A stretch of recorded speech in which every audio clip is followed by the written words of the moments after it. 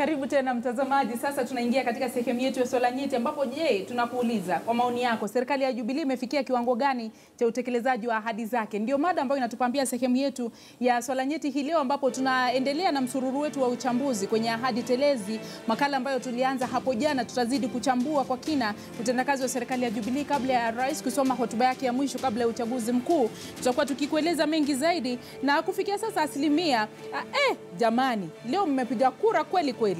Karibu mnafika kura 1000 ambazo zimepigwa. Tunaona kwamba asilimia 0 hadi 30, asilimia 60 mnasema utendakazi wa Jubilee uko katika asilimia 0 hadi 30. Asilimia 14 mnasema utendakazi wa Jubilee umefikia asilimia 31 hadi 50. Asilimia 18 mnasema utendakazi wa serikali ya Jubilee umefikia asilimia 51 hadi 80. Na asilimia 8 pekee ndio mnasema kwamba utendakazi wa serikali ya Jubilee umefikia asilimia 81 hadi 100. Tutakuwa tukijadili mengi zaidi nikisoma kauli zenu ambazo zimeminika kwa wingi. Sijawahi kuona kura zimepigwa kwa kiwango kikubwa namna hii leo. Leo wamenishangaza. Kura ni nyingi sana. Na ni siku mbili kabla ya serikali kutoa hotuba ya mwisho kabla ya uchaguzi mkuu. Karibuni sana wageni wetu. Asante Zubeida. Tuko naye Crispus Yankem ambaye pia ni mtaalamu wa masuala ya jinsi ambavyo mtu anajieleza, communication na kujiwasilisha. Na pia unajua masuala ya uongozi. Kwanza kabisa, kabla hata sijaenda kwa Wanjala, binafsi unaweza kuangalia vipi na kutafsiri vipi utendakazi ama matamshi ambayo amekuwa akiyatoa Rais Uhuru Kenyatta katika muda wa wiki moja iliyopita? Asante Zubeida. Nafikiri kabla ya kugusia swali lako, nafikiri niseme kwamba joto la kisiasa ambalo linashuhudiwa kwa sasa katika taifa la Kenya ni jambo ambalo halistahili kamwe. Ipo haja ya kuwa na sauti mbadala ya kuweza kuhakikisha kwamba joto la kisiasa ambalo linagubika taifa la Kenya kabla ya uchaguzi mkuu ujao linatulia. Na nina imani kwamba tumeona kuna makundi mbalimbali ambayo yameanza kujitokeza na kuleta ile sauti mbadala ili kuwaambia viongozi wa kitaifa na vile vile viongozi wa kisiasa kwamba tulizeni boli, tunahitaji taifa la Kenya baada ya uchaguzi mkuu ujao, na hatuhitaji kuanza kwa sasa kuchafua mazingira ya kisiasa, kuchafua mazingira ya kiuchumi, mazingira ya kielimu kama ilivyokuwa mwaka 2007. Lakini nije katika swali lako Zubeida, na niseme hivi. Nianze mwanzo kwa kugusia ile hafla iliyokuwa juma lililopita kule katika eneo la Turkana, ambapo tuliona patashika kati ya Rais Uhuru Kenyatta na vile vile gavana wa eneo la Turkana Bwana Josphat Nanok. Nafikiri niseme hivi kwamba wapambe wa Rais Uhuru Kenyatta kwa kiasi wamemfeli. Kwa nini nasema hivyo Zubeida? Nasema hivyo kwa sababu mimi nikiwa pengine ndio mpambe wako, wewe kama kiongozi, najua ikiwa pengine umeghadhabishwa na jambo fulani, kuna viwango ambavyo unaweza kufikia ukienda katika jukwaa la kitaifa. Hivyo basi ilikuwa ni sharti ama ilikuwa mwafaka kwa wale wapambe wa Rais Uhuru Kenyatta waliposikia yale matamshi ya gavana Nanok, ambaye yalikuwa matamshi ya kimsingi, kuweza kupima hali ya hewa na kujua kwamba pengine rais ameghadhabishwa na matamshi haya. Je, tuchukue hatua zipi za haraka haraka ili tuweze kuepusha hali ambayo haistahili? Manake rais ni rais wa kitaifa na vile vile ni rais wa Wakenya wote. Na ukiona akienda katika jukwaa la kisiasa na kutoa matamshi hayo, unahitaji kupima, je, anatoa matamshi haya kama rais wa kitaifa ama kama mwanasiasa? Unakumbuka kwamba katiba inasema kwamba rais ni kielelezo cha upatanishi wa taifa. Na tumeona tangu hatua hiyo ama tangu hafla hiyo ya kule Turkana, tumeona Rais Kenyatta alipokwenda katika eneo la Taita Taveta amejizatiti ili kuhakikisha kwamba anajinasua katika yale matamshi aliyoyatoa kule Turkana. Lakini nafikiri amekuwa akijaribu, lakini ile picha ya Turkana ingalipo. Lakini jana unakumbuka kwenye uwanja wa Tononoka alichokisema ni kwamba wao ndio wananifanya nitoe matamshi kama haya, na wakiendelea bado nitaendelea kuyatoa. Alafu leo tumeshuhudia ile vuta ni kuvute baina yake na gavana Ali Hassan Joho. Je, anajiendeleza inavyostahili ama wakati mwingine aruhusiwe tu awe mwanasiasa? Wajua Zubeida, nilikuwa nakuja katika hatua ya leo ama hafla ya leo kule Mombasa, na ndiposa nikasema anapotoa matamshi pengine ni sharti tujiulize, je, anatoa matamshi haya kama mwanasiasa ama kama rais wa taifa la Kenya? Kwa kimombo tuseme hivi kwa kifupi, it is wrong script. kwa wapambe wake. Manake najua baada ile hafla ya Turkana wapambe wake waliketi chini na kusema matamshi haya yameleta joto la kisiasa. Je, tuchukua hatua zipi ili kuweza kuhakikisha kwamba tunaweza kufutafuta hii aibu ambayo imetokea kule Turkana? Na ndiposa tukaona akakwenda pale katika eneo la Taita Taveta akasema kwamba nitaendelea kuyatoa matamshi haya.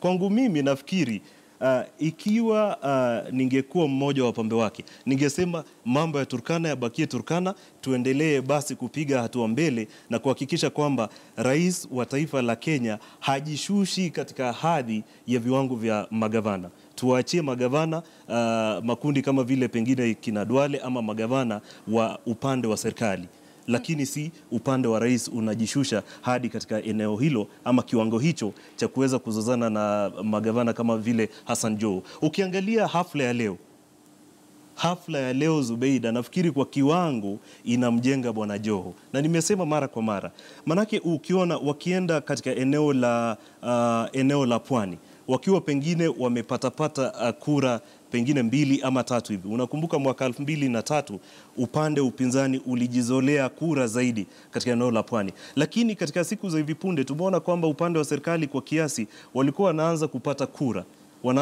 kura. Unaona pia kuna viongozi ambao wanajiunga na upande wa serikali, lakini kulingana na hafla ya leo nafikiri kuna yule mwananchi wa kawaida ataketi chini aseme ni kwa nini serikali inamsuta sana bwana Joho? Manake Joho pia ana wafuasi. Tuende sasa kwake Makoha Wanjala ambaye ni mjuzi na mtaalamu masuala ya uchumi. Senti unazifahamu vyema sana, sivyo? Tukiangalia na matukio ambayo yanashuhudiwa sasa katika ulingo wa siasa, yametuathiri kwa njia yoyote ile katika masuala ya uwekezaji na uchumi wa taifa? Nashukuru Zubeida. Niseme kimsingi mwanzo na niruhusu nirejelee pale msukosuko alafu baadaye nije kwa swali lako la masuala ya kiuchumi. Kwanza nafikiri taifa lazima tujadili swala ambalo lileta kukaripiana kati ya gavana na rais. Na hii ni kuhusu rasilimali ambazo zinapatikana kwenye eneo moja. Na ile hali rasilimali hizi katiba inasema ni rasilimali za kitaifa.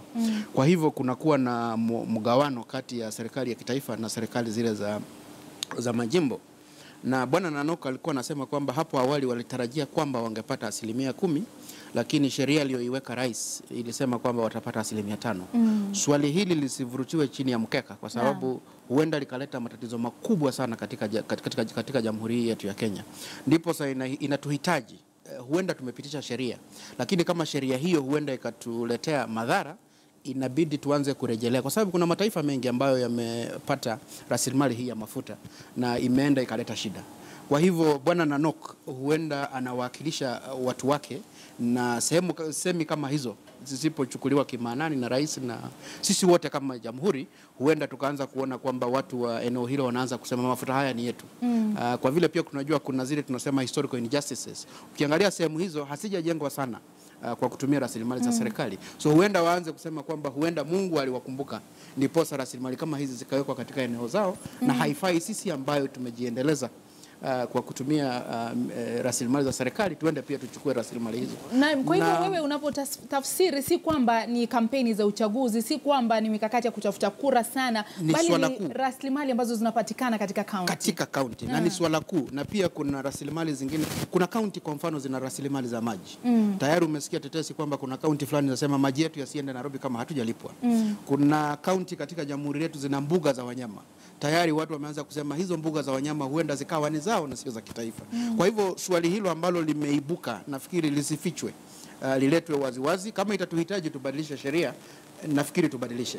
Kwa vile tusipofanya hivyo huenda tukapata mgongano, na kuna nchi nyingi za Kiafrika ambazo zimepata mgongano kama huo baada ya kupata rasilimali za mafuta. Kabla hujanijibu hilo la uchumi, kwa hivyo rais anapaswa kushughulikia vipi mambo kama haya? Kwa sababu machoni pa raia inaonekana rais anagongana na Joho, rais anagongana na gavana Nanok. Wale viongozi wa ODM wanasema rais anawakosea heshima magavana, ilhali labda vile ambavyo unaweka tunasahau kiini cha mambo haya ni nini. Kwa hivyo rais anastahili kushughulikia mambo kama haya vipi? Na ndiposa mwanzo niseme ningekuwa rais, na mimi sio rais, lakini ningekuwa rais nafikiri singechukua swala hilo kama mgao kati ya wananchi wa Turkana na wananchi wa nchi nzima. Mimi ningeketi pale juu. na nijaribu kuelezea wananchi wa eneo hilo ni kwa nini mgao fulani lazima urejelee kwenye serikali. Kwa vile tunajua kwa mfano ushuru ambao unatozwa katika Jamhuri yetu ya Kenya hautozwi kwa sehemu sawa. Lakini serikali inapofanya mipango inasema inaenda kuweka lami pande ya Turkana. Haiulizi kwamba katika senti hizi tunazozitumia Turkana ni ngapi zimetoka hapa. Kwa hivyo Waturkana wajihisi kama Wakenya. Ningekuwa rais ningewaeleza hivyo. Wajihisi kama Wakenya. Asilimia wanayopewa ni kukubali tu kwamba rasilimali hizi zimepatikana kwao. Vijana wao waweze kuandikwa kazi katika sehemu hizo, lakini wajihisi kwamba pia wao wana mchango ambao wanaweka katika ule kikapu cha kitaifa, ndiposa tufanye migao, ndio serikali na bajeti. Mombasa nafikiri kitendawili ni kipya. Mombasa nafikiri pia kuna suala la shamba, lakini nafikiri majibizano ya rais na gavana wa Mombasa imekuwa ni mchezo wa paka na panya. Na vile alivyosema mwenzangu, huenda inamjenga Joho kuliko inavyomjenga rais. Ndipo sana nafikiri wabambe wa rais inawabidi wafikirie ni vipi wanapoenda kwa jimbo, na jimbo hilo liko katika serikali ya gavana wa upinzani, watashiriki naye kivipi ili waweze kurejesha hadhi katika cheo cha kitaifa. Na pia gavana Joho na wenzake waheshimu rais wa jamhuri. Kwa sababu umetuelekeza katika hili swala la historia na matumizi ya rasilimali, nimhusishe pia Crispus kuhusu ile ripoti pia iliyotolewa na TJRC. Kwa sababu unapoangalia utendakazi wa Jubilee, walisema kwamba wataleta uwiano, utangamano katika jamii pamoja na kushughulikia masuala dhulma za tangu jadi ambazo bado hazijakuwa zimesuluhishwa. Na ndipo wengi wanaona tumekuwa tukisahaulika. Lakini wakati ambapo sasa tunapata manufaa ndio mnatukumbuka. Unaweza kusema serikali ya Jubilee imeshughulikia vipi masuala kama haya, na huenda ndio sababu wanapata zile pingamizi wanazozipata katika maeneo ya county? Huenda hili likawanusuru, au huenda likawajenga, au huenda likahatarisha uwezekano wao katika kinyang'anyiro hiki? Nadhani Zubeida, nitasema kwamba ni kapu ambalo lina matunda tofauti tofauti. Manake ukiangalia swala kama lile swala la Turkana, swala la mafuta, kisha uje katika eneo la pwani, swala la ardhi. Haya ni masuala mawili ambayo yana joto la kisiasa, ambayo yanachangia pakubwa katika siasa za kitaifa. Lakini kwa sababu umeibua swala la TJRC, nafikiri kwa kiasi kwamba ukiangalia ile ripoti ya TJRC, ni ripoti ambayo ina joto lake la kisiasa.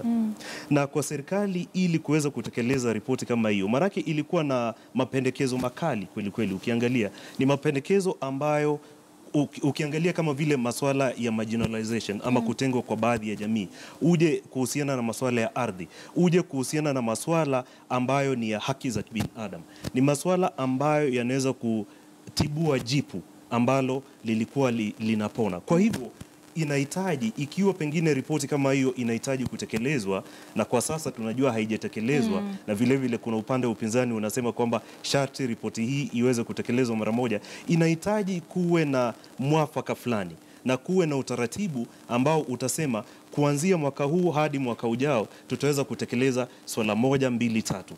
Lakini ikiwa serikali, na kwa sasa niseme kwa sasa pengine si wakati mwafaka wa kuweza kutekeleza ripoti kama hiyo, maanake tunakaribia uchaguzi na umeona joto la kisiasa. Lakini niseme hivi, kwa upande wa Jubilee, ikiwa wanapanga kusalia madarakani, basi itakuwa ni muhimu kwa upande wa serikali kuweza kujizatiti na kuhakikisha kwamba kama mwenzangu alivyosema, kuna masuala fulani ambayo sharti yawekwe bayana. Na unaona ukienda kwa upande kama vile upande wa pwani, ule mvutano kati ya gavana Joho na rais Uhuru Kenyatta unapoteza yale mambo mazuri ambayo serikali ya Jubilee imetekeleza katika eneo la pwani. Kwa mfano, kutoa hati miliki za mashamba, kwa mfano kivukio cha feri ambacho kimezinduliwa hii leo. Haya ni masuala ambayo yanahitaji kujivunia, ama wakazi wa pwani wanahitaji kujivunia. Lakini ikiwa hafla itakuwa ni patashika kati ya rais Uhuru Kenyatta na bwana Joho, yale mambo mazuri yote yanasahaulika. Na ndipo unaona pia kwa asilimia wale wa Kenya ambao wamepiga kura, ambapo kufikia sasa kura 818 zimepigwa, asilimia 60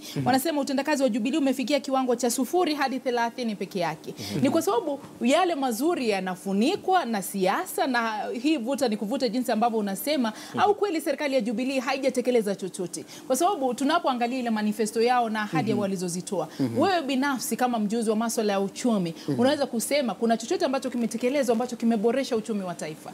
Niseme hivi, kwa kawaida watu wanapoenda kwenye kampeni wanatuahidi mengi. Na niseme pengine huenda viongozi wetu ambao kwa sasa wako madarakani walituagiza mengi bila kujua uwezo wa nchi hii kuyatenda. Kwa mfano, kuna miundo misingi kama viwanja vya michezo ambavyo walisema wataweka katika hadhi za kimataifa, viwanja zaidi ya katika kila jimbo. Nafikiri walisema kutakuwa na chuo kikuu katika kila kaunti. So huenda nafikiri katika ile kujaribu kuleta sisi pamoja ili tuwape kura, walituahidi mambo ambayo kama mimi kama mchanganuzi nikiangalia hali yetu ya kiuchumi, huenda hawangeweza kuyatekeleza. Na nafikiri walipofika serikalini ukweli huu uliwapata. Nafikiri tatizo walilolifanya ni pengine wangetupa ruwaza mpya baada ya kuingia kwenye madarakani. Watueleze kwamba ni haya tulisema, lakini tumefika hapa, tumeona katika kapu letu ni haya ambayo tunaweza kuyatimiza. Lakini pia tuwape yale ambayo wametenda. Kwa mfano, upande wa stima. Serikali hii imeeneza stima. Nafikiri hakuna serikali nyingine ambayo imeweza kueneza stima kwa kiwango kama hicho. Kuna masuala kama masuala ya ufisadi. Pale nafikiri wamefeli. Nafikiri naongelea wengi naposema wamefeli kwa sababu tuliwatarajia wakiingia hawa kwamba haswa rais kwamba huenda ikawa ni mwisho wa ufisadi katika jamhuri yetu, lakini kwa kawaida ni ile tunaita katika kimombo musical chairs inazidi kuendelea. Upande wa elimu kuna masuala ambayo yametekelezwa, lakini niseme sio masuala ambayo yamekolea, sio tamaduni mpya. Ni mambo tu ambayo waziri wa elimu ameshayaanzisha, lakini hatujui kwamba huenda yakakolea na ikawa ndio tamaduni ya elimu katika nchi hii, kwa sababu kwa sasa muda ni mfupi sana kusema kwamba serikali ya Jubilee imeleta mageuzi ya kudumu katika upande wa elimu. Katika upande wa kilimo na kilimo pembejeo niseme pia hapo pia wametufeli. Kwa sababu walikuwa wametuagiza kwamba katika kama lile shamba la Galana Kulalu walikuwa wametueleza mambo mingi kwamba tutakuwa na eka zaidi ya 1,000,000 under irrigation na tutaanza kujisalishia sisi wenyewe chakula. Nafikiri mambo haya waliyasema kama vigaragosi. Nafikiri hawakuwa wanajua ni kipi kitahitajika kutimiza masuala haya. Waliingia serikalini kwa sababu muda naona unakimbia kidogo. Nafikiri mambo yote. Ukiangalia mfumuko wa bei, ukiangalia mahali tulipo, nafikiri tungekuwa mahali bora zaidi. Hatujatumbukia katika shida, nafikiri wamejaribu, lakini nafikiri Kenya ingekuwa bora zaidi. Na jukumu hilo pia sio la viongozi walio serikalini peke yao, ni jukumu ambalo tunalibeba sisi wote. Kwa hivyo ukirudisha ile tunasema report ni ile tunasema mixed bag. Kuna yale ambayo wametimiza na kuna yale ambayo unawapea ngapi?